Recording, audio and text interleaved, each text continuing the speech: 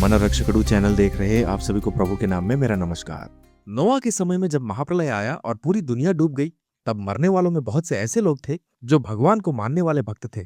क्या आप जानते हैं कि उनमें यहोवा के नाम पर प्रार्थना करने वाले लोग भी शामिल थे? उस बाढ़ में मरने वाले सभी लोग ऐसे नास्तिक नहीं थे जो भगवान के अस्तित्व को नहीं मानते थे। वे बस दिखावे की प्रार्थना और भक्ति का नाटक करते थे और भगवान के आशीर्वाद को इग्नोर करने वाले नकली भक्त थे। वे उस बाढ़ में डूबकर सीधे नरक की आग में चले गए। प्रभु यीशु मसीह ने भी मैथ्यू चैप्टर 24 में यही बात बहुत ही साफ तौर पर कही है। जैसे नोआ के दिन थे, ठीक वैसा ही आने वाले समय में मनुष्य के पुत्र का आना भी होगा। बिल्कुल वैसा ही होगा। आज हमारे गांवों में, हमारे चर्चेस और घरों में जो हालात हम देख रहे हैं, वो ठीक नोआ के समय की बुराई को दिखाते हैं। आज का क्रिश्चियनिटी जो बाहर से भक्ति का नाटक करता है पर अंदर से भगवान से दूर है, वो किसी भी पल आने वाले भगवान के गुस्से का शिकार कैसे होने वाला है, आज हम बाइबल के आधार पर इसे गहराई से समझेंगे। अगर आप भगवान के आने का इंतजार कर रहे हैं तो इस वीडियो को बिना स्किप किए आखिर तक देखिए। आखिर में मैं आपके साथ एक बहुत ही अमेजिंग बात शेयर करने वाला हूँ। ये वीडियो हम सबके लिए एक वार्निंग की तरह है। यीशु के चेलों ने उनसे एक बार पूछा था, प्रभु ये दुनिया कब खत्म होगी और उसकी क्या निशानी होगी? तब यीशु ने बहुत ही क्लियर साइंस और कई सारी निशानियां बताई थी, है ना? आज हम इन सब चीजों को अपनी आंखों से देख रहे हैं। इजराइल का फिर से बनना, नेचुरल डिजास्टर्स, अकाल और युद्ध, क्रिश्चियंस पर अत्याचार, पूरी दुनिया में परमेश्वर के बच्चों पर इतने हमले हो रहे हैं जितने पहले कभी नहीं हुए, है ना? खासकर लोगों में भक्ति कम हो रही है, चर्चेस से सच्चा वचन गायब हो रहा है और झूठी शिक्षाओं और पैसों का लालच बढ़ गया है। लेकिन क्या आप जानते हैं कि जीसस ने सबसे बड़ा साइन क्या बताया था? उन्होंने कहा था कि नोआ के समय जैसे हालात फिर से दिखेंगे। महाप्रलय से पहले लोग क्या कर रहे थे? मैथ्यू की सुसमाचार उसका 24वां अध्याय 38 और 39 वचन। उस जलप्रलय से पहले के दिनों में, जिस दिन तक नोआ उस जहाज के अंदर नहीं चला गया, तब तक वे लोग खा रहे थे, पी रहे थे, शादियां कर रहे थे और शादियों में दिए जा रहे थे। जब तक बाढ़ नहीं आई और सबको बहा ले गई, उन्हें कुछ पता ही नहीं चला। वे खा रहे हैं, पी रहे हैं, शादियां कर रहे हैं, प्रॉपर्टीज खरीद रहे हैं, एंजॉय कर रहे हैं। उन्हें भगवान के वचन या नोआ की वार्निंग की कोई परवाह नहीं थी। क्या आज हमारा सोसाइटी भी वैसा ही नहीं है?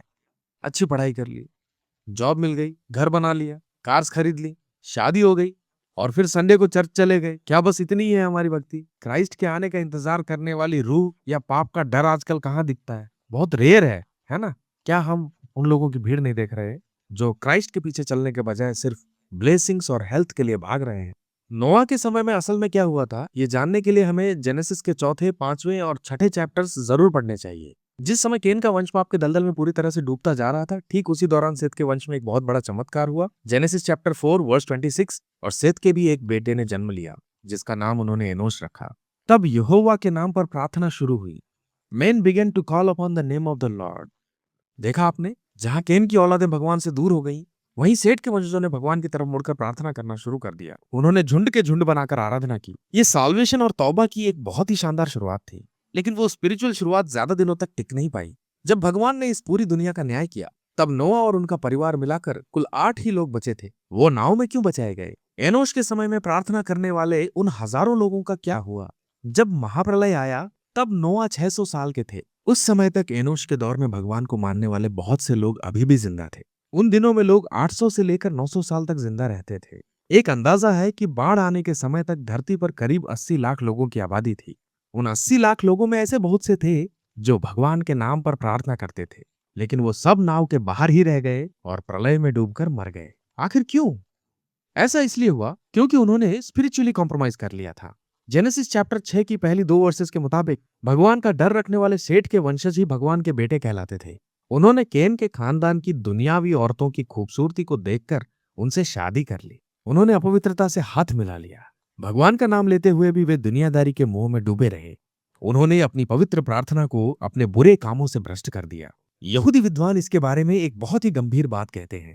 जहां लिखा है यहोवा के नाम से प्रार्थना शुरू हुई, वहां हिब्रू शब्द हुच्याल है। इसका मतलब नाम अपवित्र करना भी है। यानी वे प्रभु का नाम लेते हुए मूर्तियों और सृष्टि को पूजने लगे। बाहर से भक्त दिखते थे पर अंदर पाप में जी रहे थे। बिल्कुल वैसा ही जैसा यशायाह की किताब के 29वें चैप्टर और 13वीं वर्ष में परमेश्वर ने साफ कहा, ये लोग मुंह से मेरे करीब आते हैं और होठों से मेरा आदर करते हैं, पर इनका दिल मुझसे बहुत दूर है। इसीलिए प्रार्थना करने वाले भी बाढ़ में डूबकर नरक गए। सिर्फ भक्ति शुरू करना काफी नहीं, नूह की तरह अंत तक बिना झुके सच्चाई और नेकी पर खड़े रहना ही जरूरी है। नूह के दिनों में होने वाला वह भयानक आध्यात्मिक समझौता आज के इन अंत्य दिनों में हमारे समक्ष अक्षरशः पुनरावृत्त होते हुए हम देख रहे हैं। नाम मात्र की भक्ति और सांसारिक मोह में बहते आज के समाज को देख ईश्वर का हृदय कितनी अधिक वेदना का अनुभव करता होगा। जब हम मत्ती के सुसमाचार के 24वें अध्याय के 37 से 39 वचनों को पढ़ते हैं तो ध्यान दे कि कितनी पीड़ा होती है। उस समय नौका के बाहर जो 80 लाख लोग थे वे ईश्वर के आने वाले कोप के अज्ञान में नहीं मरे, वे ईश्वर के वचनों की उपेक्षा करने के कारण मरे। आज भी गिरजाघर और पवित्र बाइबल उपलब्ध है। ईश्वर के सेवक उद्धार के सुसमाचार की उच्च स्वर में घोषणा कर रहे हैं, परंतु आज के मनुष्य भी नूह के समय के लोगों के समान ही आध्यात्मिक निद्रा में लीन है। भोजन, पान, संपत्ति और लौकिक सुखों में ही वे जीवन खोज रहे हैं। कल उनकी आत्मा का क्या होगा, इसका लेश मात्र भय रखे बिना और पश्चाताप किए बिना यह संसार एक अत्यंत भयानक न्याय की ओर तीव्रता से बढ़ रहा है। पौलुस ने तीमुथियुस को लिखे दूसरे पत्र के 3 अध्याय के 5वें वचन में एक बात कही है, वे भक्ति का रूप तो धरे रहेंगे पर उसकी शक्ति को नकार देंगे। ऐसे व्यक्तियों से सदैव विमुख रहे।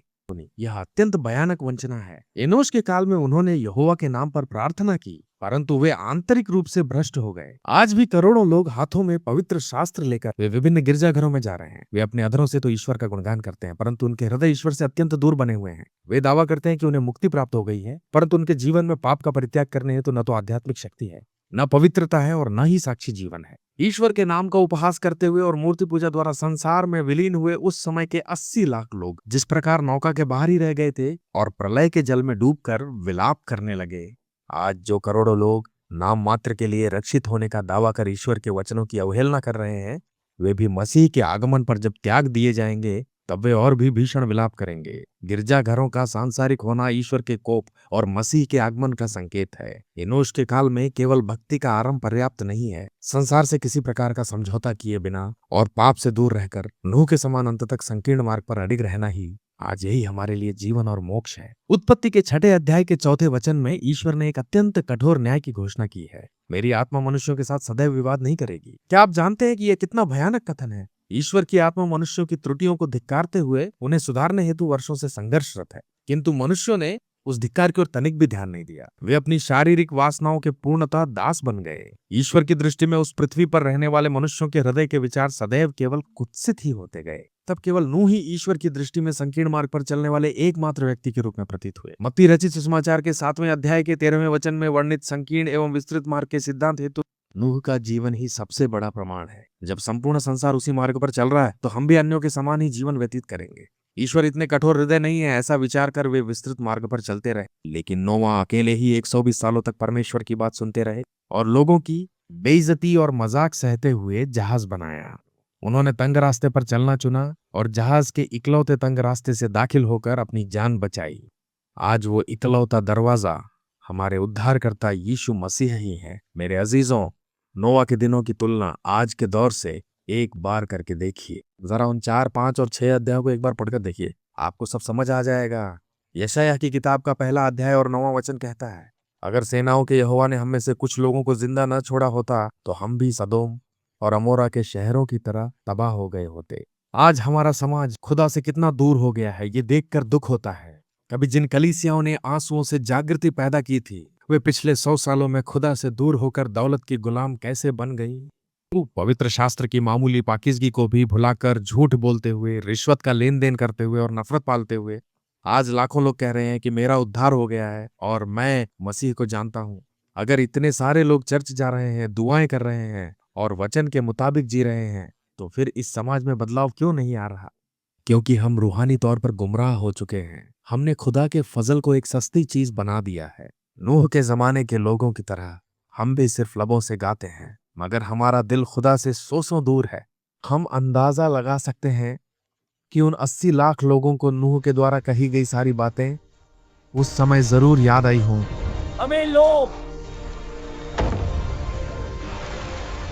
हमें अंदर लो, दरवाजा खोलो, रहम करो, हम यहाँ डूब रहे हैं, हमारी मदद करो, नूह हमारी मदद करो।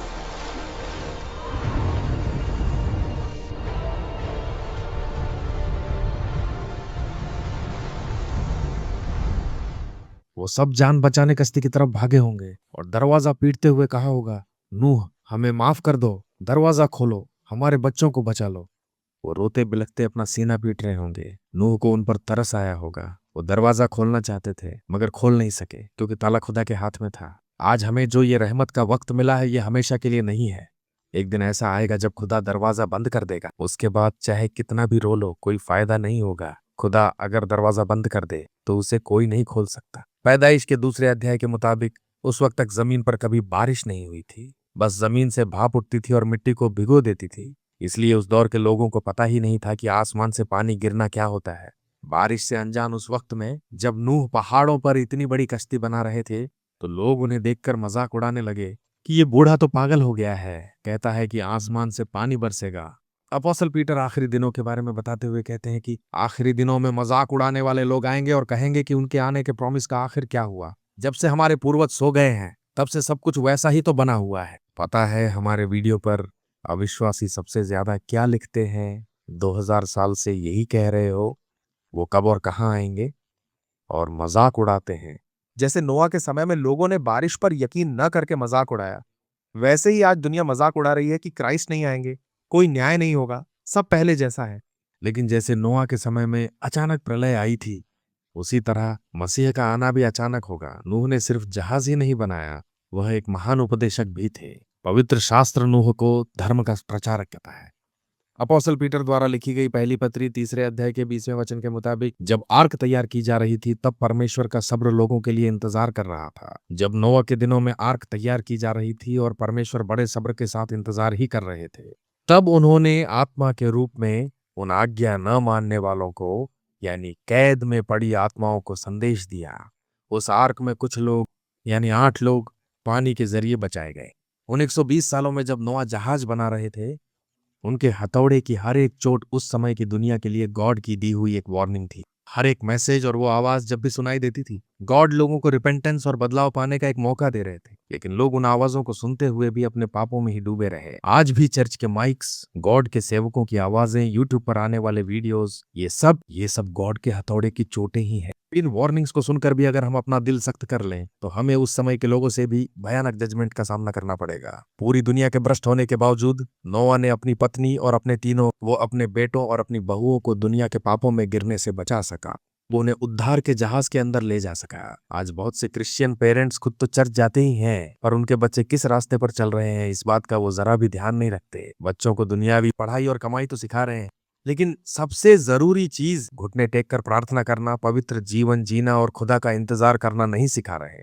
क्या आप अपने बच्चों को दुनिया के इस चौड़े रास्ते के सैलाब में खुद अपने हाथों से छोड़ देंगे या फिर उन्हें मसीह के उस जहाज में ले जाएंगे? अगर उन्हें ऐसे ही छोड़ दिया तो जानते हैं क्या होगा? जैसे आप जानबूझकर उन्हें उस जल प्रलय, मौत और नरक के हवाले कर रहे हो। ये कितनी बड़ी ट्रेजेडी है। क्या बच्चों के लिए आपका प्यार बस यही है? अगर ऐसा ही था तो उन्हें पैदा ही क्यों किया? चलो मान लिया कि आप बच गए, पर आपके पेरेंट्स का क्या? आपके भाई बहनों का क्या होगा? वही आपका परिवार है, आपके वो रिश्तेदार जिन्हें आप प्यार करते हैं। क्या आप जानबूझकर उन्हें नरक में छोड़ देंगे? इतने सालों की स्पिरिचुअल लाइफ में क्या हमने यही सीखा है? जरा सोचिए। और तो और जब हम सड़क पर जा रहे होते हैं और कोई छोटा सा एक्सीडेंट भी हो जाए तो हम गाड़ियां रोककर पूछते हैं कि क्या हुआ, क्या किसी की जान गई, क्या किसी को चोट लगी है? हम अफसोस करके चले जाते हैं। लेकिन अगर वही दुर्घटना आपकी आंखों के सामने हो और आप जानते हुए भी कि आप उन्हें बचा सकते हैं फिर भी ना बचाएं तो यह कैसे मुमकिन है? जिंदगी भर इस दुख में जीना होगा कि वे मेरी आंखों के सामने मर गए और मैं उन्हें बचा नहीं पाया। तो फिर जानते हुए हम उन्हें ऐसी मौत के मुंह में कैसे छोड़ सकते हैं? बिना उनकी रक्षा किए या उन्हें सुरक्षित किए बिना हम उन्हें कैसे छोड़ सकते हैं? क्या हम ऐसा अपनी मर्जी से कर रहे हैं? हमें इस पर गौर करना चाहिए। इस बारे में हमें सावधान रहना होगा। इसे प्रार्थना में रखें, प्रभु हमारी सहायता करें। इस बात को आप बिल्कुल भी ना भूलें। हो सके तो आज ही इस विषय पर बात करें। मत्ती के सुसमाचार का 10वां अध्याय और 28वीं आयत, जो शरीर को मार सकते हैं पर आत्मा को नहीं मार सकते उनसे मत डरो, बल्कि आप उससे डरो जो आत्मा और शरीर दोनों को ही नरक में पूरी तरह नष्ट कर सकता है। नूह के समय में वे 80 लाख लोग आखिर किससे डरते थे? वे अपने आसपास रहने वाले समाज से डरते थे। अगर मैं ईश्वर की ओर मुड़ गया तो मेरा पड़ोसी मेरे बारे में क्या सोचेगा? शायद वे मेरा मजाक उड़ाएं, मेरी हंसी उड़ाएं। मेरे रिश्तेदार मुझे कैसे देखेंगे? सुना है तुमने धर्म बदल लिया है, तुम उस पंथ में चले गए हो। वे लोगों से डरते थे कि दुनिया उन्हें बिरादरी से बाहर कर देगी, लेकिन वे उस ईश्वर से नहीं डरे जिसने आकाश और पृथ्वी को बनाया है। वे उससे बिल्कुल नहीं डरे जो आत्मा और शरीर दोनों को नरक में मिटा सकता है। नतीजा क्या हुआ? इंसान उनकी जान नहीं बचा सके, उनके सगे संबंधी भी उन्हें नहीं बचा पाए। वे लोग भी उन्हें नहीं बचा सके जिनकी बातों का उन्हें डर सताता था। जब भारी वर्षा हुई तो वे सब बाढ़ के पानी में विलीन हो गए। उनका शरीर उसी पानी में निष्प्राण होकर सड़ गया। उनकी आत्मा ईश्वर के कोप के कारण नरक में चली गई। क्या आज हमारी स्थिति भी बिल्कुल ऐसी ही है? आज हम समाज से डरते हैं, अपने मित्रों से डरते हैं, दुनिया के उपहास और मजाक से डरते हैं, और इस बात से डरते हैं कि लोग हमारे बारे में क्या कहेंगे। परंतु हम उस सर्वशक्तिमान परमेश्वर से नहीं डरते, जो शरीर और आत्मा दोनों को ही नरक में नष्ट करने की सामर्थ्य रखता है। यह दुनिया केवल आपके शरीर को थोड़ा कष्ट ही दे सकती है, लेकिन ईश्वर का क्रोध आपकी आत्मा को अनंत अग्नि के कुंड में डाल सकता है। हम गिरजाघर जा रहे हैं और बच गए हैं, ऐसा कहते हुए अगर मन में ईश्वर के भय के बिना पाप से समझौता करके जी रहे हैं, तो कल उस नूह के समय के लोगों की तरह शरीर और आत्मा दोनों ही नष्ट हो जाएंगे। इंसानों का डर नहीं, ईश्वर का भय चाहिए, क्योंकि वही शरीर और आत्मा दोनों को नरक में नष्ट करने की पूरी शक्ति रखता है। यहाँ हम एक और बहुत ही अद्भुत बात देखते हैं। नूह ने जंगलों में जाकर जानवरों का शिकार नहीं किया और ना ही उन्हें जबरदस्ती खींचकर लाया, ना ही जाल में फंसा कर लाया। ईश्वर की आज्ञा मिलते ही जंगली जानवर, पक्षी और सांप भी अपनी क्रूरता त्याग कर जोड़ों में आए और नाव पर सवार हो गए। उस दिन अदन के बगीचे में जिस तरह सभी जीव मिलजुल कर बड़े ही प्रेम और सद्भाव से रहते थे, वे उसी स्वभाव के साथ नाव में आए। नाव के भीतर भी वे सब बिल्कुल वैसे ही थे जैसे अदन के बगीचे में मिलजुल कर रहा करते थे। बुद्धिहीन पशुओं ने तो ईश्वर की पुकार पहचान ली, मगर ईश्वर के स्वरूप में रचे गए इंसानों ने उनकी आज्ञा का पूरी तरह उल्लंघन किया। आज भी हाल कुछ ऐसा ही है। पूरी सृष्टि ईश्वर की बात मानती है, पर जिसे इतने ब्लेसिंग्स मिले, वो इंसान ही ईश्वर के वचन को नहीं मान रहा। आज का समाज जानवरों से भी बदतर स्पिरिचुअल स्टेट में गिर चुका है। नोआह की फैमिली जैसे ही नाव में गई और ईश्वर ने दरवाजा बंद किया, तुरंत बारिश नहीं हुई। पवित्र शास्त्र कहता है कि 7 दिन बीतने के बाद ही धरती पर पानी आया। 7 दिनों तक बारिश की एक बूंद भी नहीं गिरी। जरा सोचिए, बाहर खड़े लोग उन 7 दिनों में कितना हंसे होंगे। देखो उस पागल नोआह को, अपनी पूरी फैमिली को ले जाकर उस नाव में बैठ गया है। यहाँ न बारिश है न बाढ़, कम से कम उन बच्चों को तो समझ होनी चाहिए। देखो उस लकड़ी के बक्से में कैद हो गए हैं, कहकर उन्होंने मजाक उड़ाया होगा। अंदर बैठे नोआह के लिए ये फेथ का एक भयानक टेस्ट था, पर नोआह ने दुनिया की परवाह नहीं की। वो ईश्वर की बात पर डटा रहा। वो 7 दिन ईश्वर द्वारा इंसानों को दिया गया आखिरी ग्रेस पीरियड जैसा ही था। आज हम भी उसी 7 दिनों की साइलेंस के बीच ही जी रहे हैं। दुनिया को लगता है कि ईश्वर साइलेंट है तो शायद कुछ नहीं होगा, और वो अंधे होकर पाप में जी रहे हैं। पर इस सन्नाटे के बाद अचानक उनका प्रकोप आने वाला है। ईश्वर ने उस बड़ी नाव के साइड्स में खिड़कियां लगाने से मना किया था। बस ऊपर की तरफ ही बस एक ही खिड़की बनाने को कहा था। जानते हैं क्यों?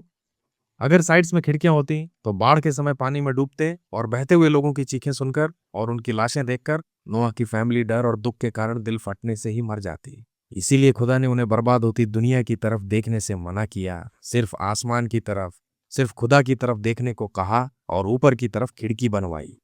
आज हम भी इसी पापी दुनिया के बीच में जी रहे हैं। हमारे चारों तरफ तबाही, पाप और खौफनाक हालात हैं। अगर हम दुनिया की तरफ देखेंगे तो डर जाएंगे। हमारी खिड़की हमेशा ऊपर की तरफ होनी चाहिए, यानी मसीह की तरफ। पौलुस ने कुलुस्सियों को लिखते हुए कहा था कि अगर तुम मसीह के साथ जिलाए गए हो तो ऊपर की चीजों की खोज करो। ईसा मसीह के आने और खुदा के कहर का काउंटडाउन अब शुरू हो चुका है।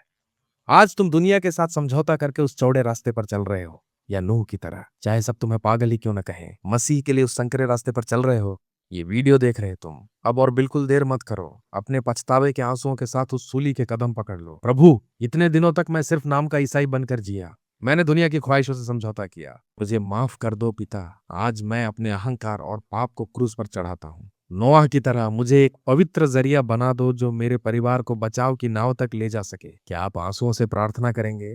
वो आपको माफ करने और आने वाले कहर से आपको और आपके परिवार को बचाने के लिए तैयार है। My dear brothers and sisters, अगर इस वीडियो की आत्मीय बातों ने आपके दिल को छू लिया है, अगर आपकी आत्मा की आंखें खुल गई हैं, तो इस वीडियो को उन लोगों के साथ शेयर करें जिन्हें आप बचाना चाहते हैं। उन्हें कॉल करें या एक छोटा मैसेज भेजें। उनसे कहें कि मैं तुम्हें बचाव का रास्ता दिखाना चाहता हूँ। इस वीडियो के जरिए उनके लिए अपना प्यार जताइए। प्रभु ने मेरे दिल में जो बोझ डाला है उसे मैं आप तक लेकर आया। मुक्ति रोटी का टुकड़ा तोड़कर बांटने जैसा है।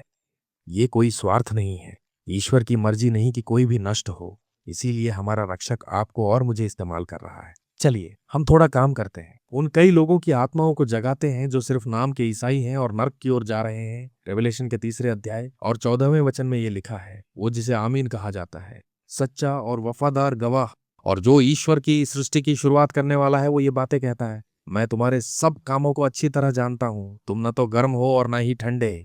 चूंकि तुम गुनगुने हो, इसलिए मैं तुम्हें अपने मुंह से उगलने वाला हूं। आयत 19 देखिए, मैं जिनसे प्यार करता हूँ उन सबको डांटता और अनुशासित करता हूँ, इसलिए तुम जोश दिखाओ और पश्चाताप करो। परमेश्वर के वचन की ऐसी और भी चेतावनियों और गहरे रहस्यों के लिए हमारे रक्षकुडू चैनल को देखते रहिए। सब्सक्राइब करना अनिवार्य नहीं है। इस चैनल की टेक्नोलॉजी के द्वारा आप और मुझ में जो महान हस्ती है उसने हमें कनेक्ट होने का मौका दिया, इसके लिए उस सर्वज्ञानी परमेश्वर की ही महिमा होनी चाहिए। इन आखिरी दिनों में हमें इस मौके का जितना हो सके इस्तेमाल करना चाहिए। अपनी प्रार्थनाओं में हमें याद रखिएगा। भगवान के और भी करीब जाने के लिए मैं अब पहले से कहीं ज्यादा वक्त निकाल रहा हूँ। दुनिया में जो हो रहा है उसे देखने के बजाय ये वक्त अपना सिर उठाकर ऊपर देखने का है। अगर हम दुनिया की तरफ देखेंगे तो डर जाएंगे। हमारी खिड़की हमेशा क्राइस्ट की तरफ ही खुलनी चाहिए। हमें हमेशा ऊपर क्राइस्ट की ओर ही देखना चाहिए और हम सबको अपनी स्पिरिचुअलिटी और पवित्रता का पूरा ध्यान रखना चाहिए।